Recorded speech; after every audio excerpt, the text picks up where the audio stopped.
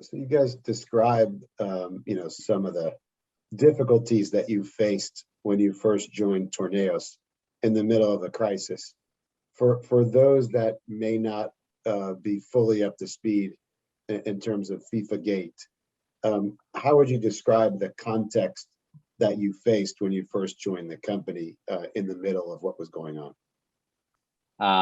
So the first challenge was trying to get a hold of the company and try to convey the message that we were over there, that we actually at that point in time, we made it very clear we didn't know what the future hold or held for the company, that we will do our best to try to save this company and to do right to all the employees and the stakeholders.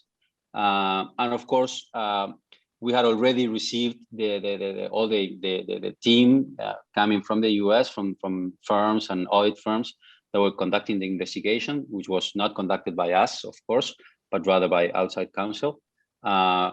So actually trying to, as much as we could, explain the people within the company what the process looked like and what was the expected results or possible potential results of that process.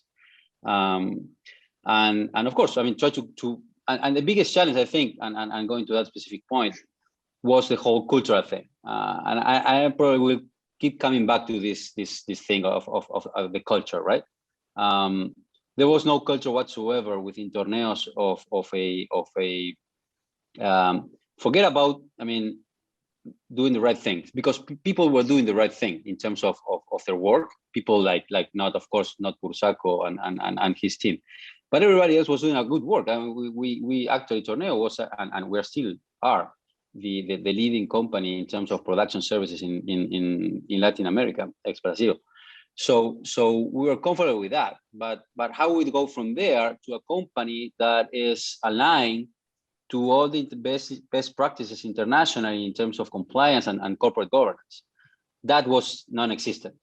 So that was what we faced when we got there. I mean, this whole idea of a company that was a more like a family company than a corporation run with all the standards of an international corporation, but with a practice that was aligned with those standards.